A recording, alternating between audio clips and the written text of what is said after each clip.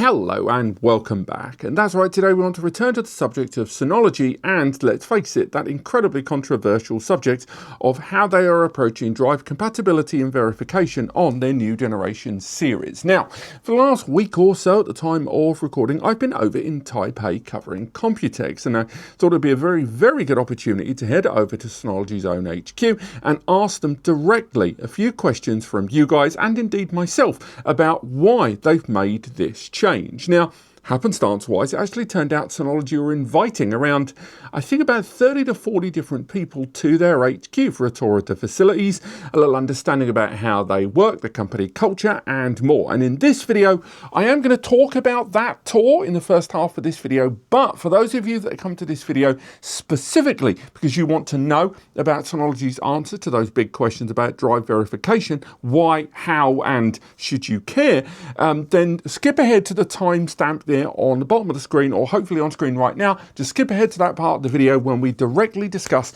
the answers to those questions. Now, it's been a while since I've visited Synology HQ. I actually visited back in 2019 for a user Q&A on their 2019-2020 series of devices during Computex of that year. And this kind of visit to their HQ, again, as mentioned earlier on, wasn't just me. It was around 30 or 40 other people. And again, some of these were official partners, but there were a lot of media organizations there. I saw Tech Radar and a few other familiar faces that I've seen from Computex. And ultimately, it was just for a few hours seeing the organization, the company culture, and more. Now, this included a brief slideshow presentation of the company profile, something a lot of us there were already aware of, but then it was going through a lot of the staff areas there, a lot of the staff organization areas, the canteen and stuff like that. They've got multiple floors within the building. They don't have the entire building to themselves, but they have what looked like a large portion of it, multiple floors, and a lot of members of staff. A lot of those staff, I will add, were obviously seconded to the Nangang Exhibition Centre where Computex was taking place. So although there were a lot of empty desks, they were populated desks, and I'm not sure if a lot of those people were already on stand. The show started the following day. I would say, even though we were going through the tour of multiple areas of the building and Synology's organisation, probably the one that stood out the most was the testing, the burn-in centre there, and the support section. The tour was conducted by ZP Chow, Sales Director of Synology, and Chad Chang, someone we've talked about before, the Synology UK and Synology Germany Director, and they kind of toured everyone through the facilities, answering a lot of their questions that I'll come on to later on. Now, when we got to the support area and the test and burn-in centre, which occupied, from what I could see, the majority of an entire floor of the building, it was pretty thorough. Multiple rooms completely populated by desktop and rack-mounted solutions, as well as whole areas with dust chamber, noise and heat chambers as well. Now, how much of this was conducted towards new generation devices? We saw a lot more of the 2024, 2025 and enterprise GS AP systems having a huge amount of testing taking place. How much of that was in-house development and how much of that was support is hard to say. But in the first room that we went into, it was very clear that a lot of this was being done for either testing new and old applications, or just burning in old systems, or just support and technical taking place live. I know that because some of the systems I saw there, to say they were legacy would be an understatement. I saw 2010, 2011, 2012, all the way up to 2016 and 2018 systems all over the place. Many of these were in active use, either running burn-in tests or running support testing on recent applications and services within DSM. It was, pretty impressive. I'll say the cabling, the air management was all very good there. Exactly what you would expect from a brand. Now, I did ask them about how much of their production, the actual nuts and bolts of putting the system together takes place. It doesn't happen in-house. They have OEM partners that take care of that for them. So anyone that was kind of going in thinking that the production took place on these facilities, frankly, it was far too shiny for that. I've been to enough factories to know that it was never going to take place on site.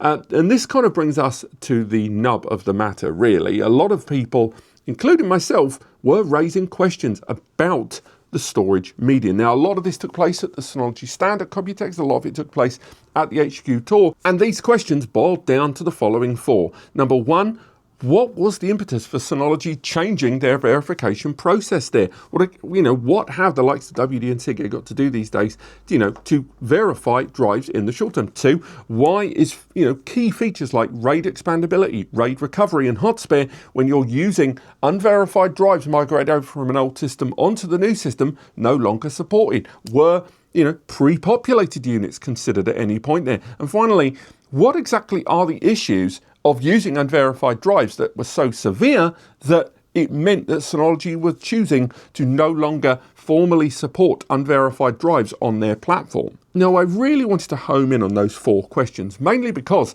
if I tried to spin a 10, 15 question dossier to them, asking them to answer all of the users' questions, chances are you would have got much short form answers. These were the 4 main burning topics when I went through the comments before I left for Taipei, and Synology gave me answers to all 4. Keep in mind, these are the questions I asked based on your comments, these are the answers they provided, and we're going to talk a little bit about each of those answers after we've gone through all 4. But for now, let's go through them. How has the verification process changed for which drives you can use on Synology systems moving forward? And are there drive options from WD and Seagate currently undergoing support verification? At Synology, we constantly reflect on a core question: why do people choose a NAS? We believe the answer lies in the need for secure, reliable, and hassle-free data storage. This belief has guided our mission for over a decade.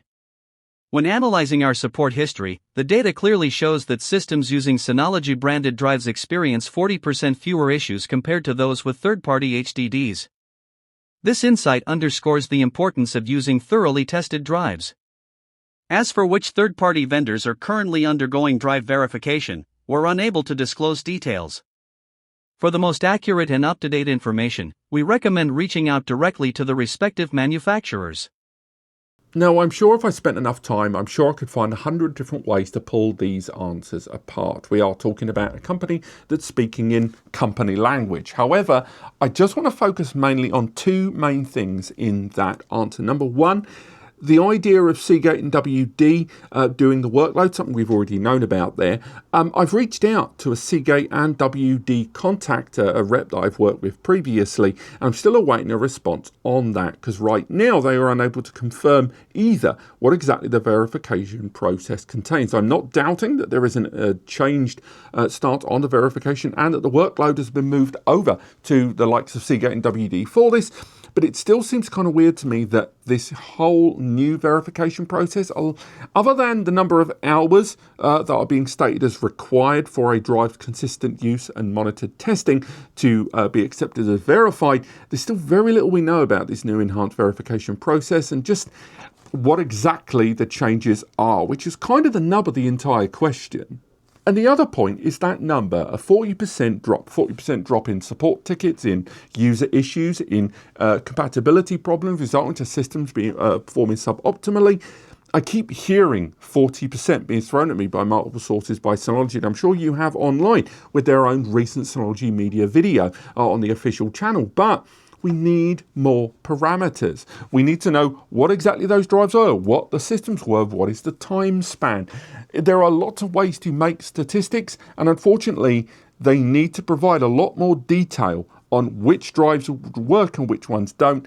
And, are we looking at a case here at a 40% drop? Was them looking at CMR drives versus SMR drives? I presume it isn't, but still nonetheless, without knowing exactly what these statistics are based on, it makes them ultimately less convincing. I'm under no illusions that having an enhanced and methodical support process for drive media on any system, not just Synology's, is only a good thing in terms of performance.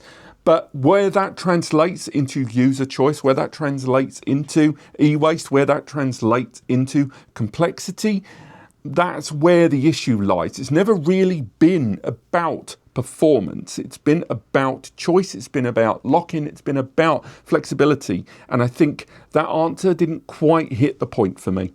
Users are able to migrate existing storage arrays that feature unverified or unsupported drive media in previous Synology systems into 2025 Plus series devices and still use DSM services. However, once they do, they are unable to use the same model ID of drives to perform RAID recovery, RAID expansion, or introduce a hot spare, unless that drive is on the verified drive list. Why is this? Advanced operations such as RAID recovery, expansion, or hot spare assignment are technically intensive and carry a higher risk of data loss if inconsistencies arise. Drives that haven't been validated through Synology's verification process may behave unpredictably under stress, impacting array stability or performance. For this reason, support for these functions is limited to verified drives, a precaution designed to safeguard user data and maintain long-term system reliability. Now, the removal of support of things like a RAID rebuild, hot spares, and expansion on unverified drives that are migrated over, there was never going to be a good answer to that. Realistically, even when I proposed the question to Synology there, they were never going to give me a straight answer, I don't think. And although this answer at least attempts to answer it, I still don't think there was any way you could reshape that. The idea that I can migrate drives over to this system, but I can't expand them beyond that, there's no good spin there. There just isn't. I've done my testing. We've all seen my video, he said arrogantly. I'm going to propose a very unpopular opinion here. I think for the Synology 2025 series, if Synology were going to go full black and white with RAID expandability and RAID rebuild on unverified drive being completely barred, they should have completely and utterly removed the ability to migrate over. They shouldn't have let people migrate from the 2024 and earlier generation onto the 2025 if they can't expand. The messaging wasn't clear enough, something we talked about already when a lot of this information first started arising around the early 2025 series. But nonetheless, as unpopular as it sounds, Synology, if they are going to go down this road of not allowing expandability, not allowing migration, not allowing hot spares with unverified drive media migrated over, they should have completely disallowed migration in the first place. It's a half-half measure for a black and white on-off switch approach. Were pre-populated Synology NAS devices considered, given the strict verified support stance this new Synology hardware generation contains? Regarding pre-populated NAS solutions, there hasn't been significant internal discussion or a formal strategy around this model. As such, I don't have a concrete answer at this time. The focus remains on ensuring that any storage media used, whether user-installed or bundled, is fully verified to meet Synology's reliability standards. Let's be honest, the answer kind of makes sense. I can understand why it would have been proposed and discussed, hence why I raised it already. If Synology are going to go down this lock verified route, why not just get pre-populated in the first place? I would assume there's been a lot more discussion, really, given the B stations pre-populated, but still nonetheless, I think most users would have taken against the pre-populated solution out of the gate, even though the way Synology have gone here probably would have been the cleanest way to implement this policy. Can you provide examples of critical system issues that using unverified drives caused that was the tipping point for this new strict hard drive support policy? Performance issues. Unverified drives may function under light workloads but can suffer serious performance drops, e.g., IOPS decline, under multi-user access or when running demanding services like virtualization, backup, or databases. This can lead to poor user experience or service disruptions, e.g., ISCSI timeouts. Stability risks. Without thorough testing, unverified drives are more prone to failures under stress conditions such as unexpected power loss or long-duration file transfers, leading to timeouts, reboot failures, or data integrity issues in high-load or long-term operations. Compatibility problems. Drives not validated for compatibility may show unstable behavior with certain NAS controllers, resulting in drive drops, RAID instability, or data access interruptions over time. Advanced feature failures. Unverified drives may fail during operations like smart testing or secure erase, especially after unexpected power outages. Some drives may not respond properly under frequent access or specific command sets, affecting system stability. Drive failures under high load or density. Some drives may become unresponsive under high data density or I/O intensity, with issues persisting even after a reset. Much like my response to question 2, it's hard to argue with this, insofar as if you were using unsuitable drive media in a 24/7 NAS system that was under heavy operation, then chances are the poorest of drives or poorly raided together pools of drives may result in lower performance numbers. My issue lies in, again, what margins are we talking here? What percentage are we talking here? Again, yes, if you populated a system under heavy load, heavy write operations, and you were using shingle magnetic recording drives or poorly cached drives inside a system under heavy write and you had a RAID failure, yes, chances are you would have issues. But we are talking about low percentage events in terms of the number of users that are still actively using SMR drives or would go out of their way to buy SMR drives, that is the WD Red non-Plus series, for example, in 2025 generation devices. I still don't think that could be used as a bat to swing against the entire range of storage media drives in the market right now. On top of that, all of the issues they detailed there, a lot of them, I agree, if you were using poor class drives or unsuitable class drives in an enterprise grade environment where, decent I/O numbers, low latency, high performance, consistent over time are going to be make or break. But the Plus series isn't really a device targeted for that market, although there are going to be some users in the rack mount or maybe the 8-bay or higher systems in the Plus series that can use that. This kind of limitation and ruling on the 2 and the 4 bays seems rather extreme. And again, although I can't really argue with a lot of the points being made there about why they've gone down this road in terms of the highlighted issues encountered, I will say that the margins for those, I would argue, although without having the statistics to hand, to be fair, I would still say are going to be very, very low decimal place percentages for this wide sweeping policy. As mentioned, I wasn't the only one that raised these questions with Synology, both during the HQ tour and their stand they had at Computex, where I did a few little bits of filming over the course of 3 days. I saw different users raising this question. A great write-up I recommend below from Daniel Pouchette over on My Broadband. He asked further questions to Chad about the subject of drive verification, and there's further response, and I'll link to that article below because it's a great write-up. Again, have a little look at it down there. Ultimately, I think my big takeaway comes down to something I've said in other videos.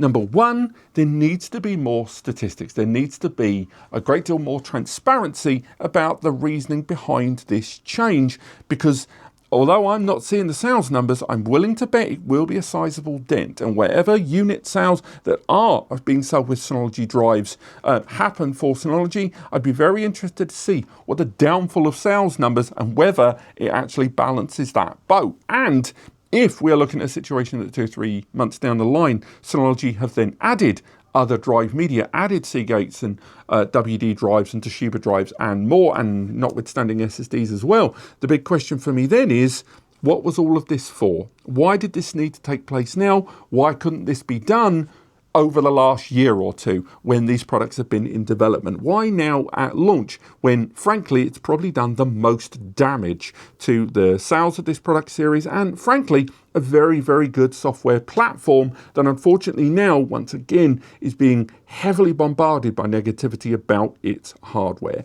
Let me know what you guys think in the comments. Again, we've got another video coming up soon. It's already live to the subs and followers and supporters of the channel. Thank you very much. Where we have deep dived each of the Synology drive media, comparing it in price, performance and more, and within a Synology DSM environment against third-party alternatives from other brands. I recommend you check that out. It'll be linked below and it'll be live for everyone hopefully in the next few weeks. But thank you so much for watching, and I'll see you next time.